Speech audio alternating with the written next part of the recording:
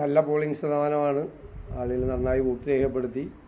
ഒരുപക്ഷെ ഗൾഫിൽ നിന്ന് ഉള്ള പ്രവാസികളായ വോട്ടർമാർക്ക് കൂടി വരാൻ കഴിഞ്ഞിരുന്നുവെങ്കിൽ ഇതായിരിക്കില്ല വോട്ടിംഗ് ശതമാനം. ഇന്ത്യയിലെ തന്നെ ഏറ്റവും മികച്ച വോട്ടിംഗ് ശതമാനത്തിലേക്ക് നമ്മൾ കടന്നു.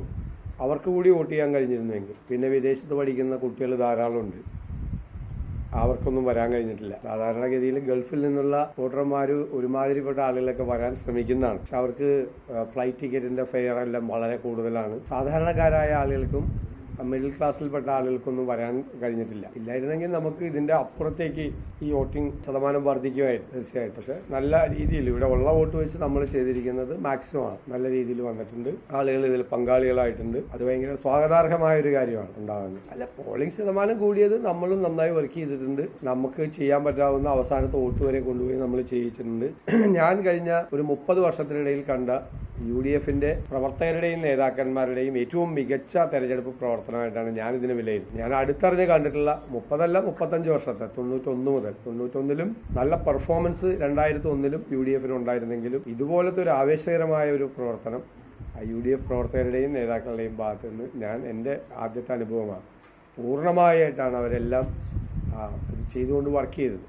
സ്വാഭാവികമായിട്ടും ഞങ്ങൾക്ക് തുടക്കം മുതലേ തന്നെ വിജയപ്രതീക്ഷയുണ്ട്. മാത്രമല്ല, കഴിഞ്ഞ 2005 മുതൽ ഞങ്ങളുടെ കൂടെ ഇല്ലാതിരുന്ന നിരവധി വിഭാഗങ്ങൾ UDFനും പിന്തുണ പ്രഖ്യാപിച്ചിട്ടുണ്ട്. വലിയ തോതിലുള്ള ഒരു സോഷ്യൽ ബാക്കപ്പ് സാമൂഹ്യമായി ഞങ്ങൾക്ക് കിട്ടിയിട്ടുണ്ട്. ദളിത് സംഘടനകൾ ഉൾപ്പെടെയുള്ള ഒരു വലിയ വിഭാഗം UDFനെ പിന്തുണച്ചിട്ടുണ്ട്. പിന്നോക്കം നിൽക്കുന്ന ജനവിഭാഗങ്ങൾ പിന്തുണച്ചിട്ടുണ്ട്.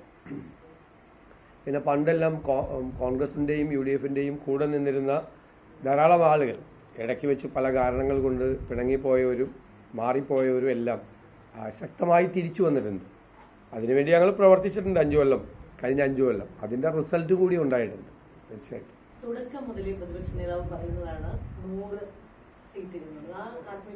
ഞാൻ അതിൻ്റെ ആത്മവിശ്വാസത്തിനൊരു രാഷ്ട്രീയമായ അടിത്തറയുണ്ട്. അത് പലർക്കും അത് മനസ്സിലായില്ല. നമ്മൾ വെറുതെ ഒരു നമ്പർ, ഒരു കൊട്ടക്കണക്ക് പറയുകയാണെന്നുള്ള രീതിയിലാണ്. ഞാൻ പറഞ്ഞല്ലോ, 2001 100 സീറ്റ് കിട്ടിയതാണ്. പിന്നെ 2005 മുതൽ ഒരുപാട് വിഭാഗങ്ങൾ UDFനെ വിട്ടുപോയിട്ടുണ്ട്. ഞാനതൊന്നും വിശദീകരിക്കുന്നില്ല. പക്ഷെ അവരെല്ലാം ഞങ്ങൾക്ക് തിരിച്ചു കൊണ്ടുവരാൻ ഞങ്ങൾക്ക് കഴിഞ്ഞിട്ടുണ്ട്. തിരിച്ചു കൊണ്ടുവരാൻ അതിൽ 90-95% പേരെ തിരിച്ചു കൊണ്ടുവന്ന ഒരു പൊളിറ്റിക്കൽ വർക്ക്, വളരെ സൈലന്റ് ആയിട്ടുള്ള ഒരു പൊളിറ്റിക്കൽ വർക്ക് ഞങ്ങൾ നടത്തിയിട്ടുണ്ട്. ഒന്ന്. രണ്ടാമത്തത്, നമ്മൾ എല്ലാ ബൈ ഇലക്ഷൻസിലും പാർലമെന്റ് ഇലക്ഷനിലും ലോക്കൽ ബോഡി ഇലക്ഷനിലും ഉണ്ടായ അത്യപൂർവമായ വിജയം, ഒരു കാലഘട്ടത്തിലും ഉണ്ടാകാത്ത വിജയം, ഇന്ത്യയിൽ ഒരു സംസ്ഥാനത്തും ഒരു പ്രതിപക്ഷത്തിനും അവകാശപ്പെടാൻ കഴിയാത്ത ഒരു വിജയമാണത്. പാർലമെന്റിൽ നമുക്കൊരു പല കാരണങ്ങളുണ്ട്. ഇപ്പോൾ രാഹുൽ ഗാന്ധിയെ പോലുള്ള ഒരാളിവിടെ വന്ന് മത്സരിക്കുന്നതിൻ്റെയൊക്കെ ഒരു വ്യത്യാസമുണ്ട്. പക്ഷേ കഴിഞ്ഞ പ്രാവശ്യത്തെ പാർലമെന്റ് ഇലക്ഷനിൽ UP അധികാരത്തിൽ വരും, രാഹുൽ ഗാന്ധി പ്രധാനമന്ത്രി ആകുമെന്നുള്ള സാഹചര്യം. ഇപ്രാവശ്യം അതല്ല. ഇവിടെ തെരഞ്ഞെടുപ്പ് നടക്കുന്ന ഘട്ടത്തിൽ 400-ലധികം സീറ്റുമായി മോഡി ഭരണകൂടം അധികാരത്തിൽ വരും എന്നുള്ള ഒരു ധാരണ നിൽക്കുമ്പോൾ പോലും നമുക്ക് ഇത്ര വലിയ വിജയം പാർലമെന്റിൽ ഉണ്ടാക്കാൻ കഴിയും. അത് സാധാരണ 19-ലുണ്ടായ വിജയത്തിൽ നിന്നും വ്യത്യസ്തമാണ്. ഞങ്ങൾ അങ്ങനെയാണ് വിലയിരുത്തുന്നത്. അപ്പോൾ ഈ തെരഞ്ഞെടുപ്പുകളിലെല്ലാം ഉണ്ടായ വിജയം നമ്മുടെ ഒരു വർക്കിന്റെ രീതി, ഇലക്ഷൻ വർക്കിന്റെ രീതി, അതിൻ്റെ അകത്തൊരു പ്രൊഫഷണലായിട്ടൊരു വർക്ക് ചെയ്ത രീതി, ചിട്ടയായിട്ടുള്ള വർക്ക് ചെയ്ത രീതി, ഏത് കേഡർ പാർട്ടിയെ പോലും തോൽപ്പിക്കാൻ കഴിയാവുന്ന തരത്തിലുള്ള സംഘടനാ മികവും തെരഞ്ഞെടുപ്പ് പ്രവർത്തനവും UDFന് ചെയ്യാൻ കഴിയുമെന്ന് തെളിയിച്ച തെരഞ്ഞെടുപ്പുകളാണ് ഇതെല്ലാം. അതിന്റെ റിസൾട്ടാണ്, അതിന്റെ കണ്ടിന്യൂവേഷനാണ്, അതിന്റെ തുടർച്ചയായിട്ടാണ് ഞാനതിനെ കാണുന്നത്. ഞാനതിനെ രാഷ്ട്രീയമായി വിലയിരുത്തലാണ്. ഞാൻ തന്നെ പ്രതിപക്ഷ നേതൃസ്ഥാനം ഏറ്റെടുത്ത സമയത്ത് ഞങ്ങൾ എല്ലാവരും ചേർന്ന് നടത്തിയ ഒരു പൊളിറ്റിക്കൽ അനാലിസിസ് ഉണ്ട്.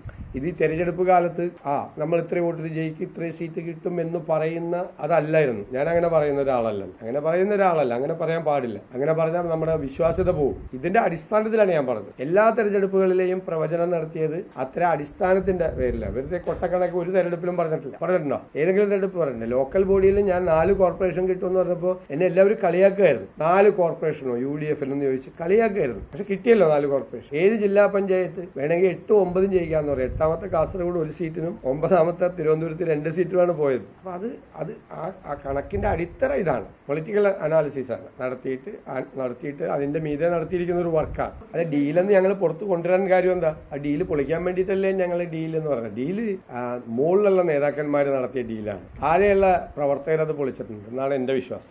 അതായിക്കോട്ടെ തന്നെ, അതൊക്കെ നമ്മൾ ഓരോ കാര്യത്തിൽ നമ്മൾ പറഞ്ഞ വാക്കുകൾ അവിടെ തന്നെ നിൽക്കുന്നുണ്ടല്ലോ. നിങ്ങളുടെയൊക്കെ ലൈബ്രറിയിൽ ഉണ്ടല്ലോ. അത് അങ്ങനത്തെ ഒരു സാഹചര്യം വന്ന് ഞാനത് ചെയ്തില്ലെങ്കിൽ നിങ്ങൾ അന്വേഷിച്ചാൽ പോരഞ്ഞത്. എല്ലാ ദിവസവും ഞാനിത് മറുപടി നിങ്ങളോട് കൃത്യമായിട്ട് പറഞ്ഞതാണ്. അദ്ദേഹത്തെ പോലെ ഒരാളുടെ അടുത്ത് പോയി നിങ്ങളിങ്ങനെ കുത്തി ചോദ്യങ്ങൾ ചോദിക്കുന്നതും നിങ്ങൾക്ക് ആവശ്യമുള്ള ഒരു വാർത്ത വരുത്തുന്നതിന് വേണ്ടിയിട്ട് ചില മാധ്യമപ്രവർത്തകർ, ഞാൻ താങ്കളെയല്ല പറഞ്ഞത്, ചില മാധ്യമപ്രവർത്തകർ പോയി അത് മനുഷ്യത്വരഹിതമായൊരു കാര്യമാണ് നിങ്ങൾ ചെയ്ത്, നിങ്ങൾ ആത്മപരിശോധന നടത്തിയാൽ മതി. അതാണോ മാധ്യമപ്രവർത്തനമെന്ന് ഇത്രയും ഞാൻ പറയുന്നുള്ളൂ അതിനെക്കുറിച്ച്. അല്ല, എറണാകുളം ജില്ലയിലും മലപ്പുറം ജില്ലയിലും പിന്നെ ഇടുക്കി, പത്തനംതിട്ട ഈ 4 ജില്ലകളിലും ഒരു ക്ലീൻ സ്വീപ്പ് UDF അനുകൂലമായി ഉണ്ടായാൽ അത്ഭുതപ്പെടാനില്ല. 4 ജില്ല എന്ന് വെച്ചാൽ 40 സീറ്റാണ്. 16, 14, 5, 5 40 സീറ്റിൽ ഒരു ക്ലീൻ സ്വീപ്പ് ഈ 4 ജില്ലയിൽ UDF അനുകൂലമായി. ഞാൻ ബാക്കി ജില്ലയിലൊന്നും ഞാനത് അവകാശപ്പെടുന്നില്ല. 4 ജില്ലയിലും ബാക്കി ജില്ലയിൽ വയനാട് ഉണ്ടാവും. 43 സീറ്റിൽ 5 ജില്ലകളിൽ ക്ലീൻ സ്വീപ്പ് ഉണ്ടാവും എന്നാണ് ഞങ്ങളുടെ ഒരു പ്രതീക്ഷ. 43 സീറ്റ് അവിടെ അത്രയും നല്ല പൊളിറ്റിക്കലായിട്ടുള്ള ബേസും സോഷ്യൽ ഇതും പിന്നെ ഇലക്ഷൻ വർക്കും ഒക്കെ ഞങ്ങൾ നന്നായി നടത്തി. ഞങ്ങൾ ടാർഗറ്റ് ചെയ്താണ് ഈ 5 ജില്ല.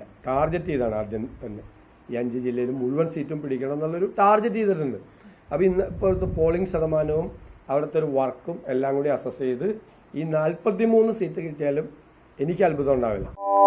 കൂടുതൽ വാർത്തകളും വിശേഷങ്ങളും നിങ്ങൾക്ക് ലഭിക്കാൻ കേരളീയം ന്യൂസ് സബ്സ്ക്രൈബ് ചെയ്യുക. കൂടെ ബെൽ ബട്ടണും അമർത്തുക.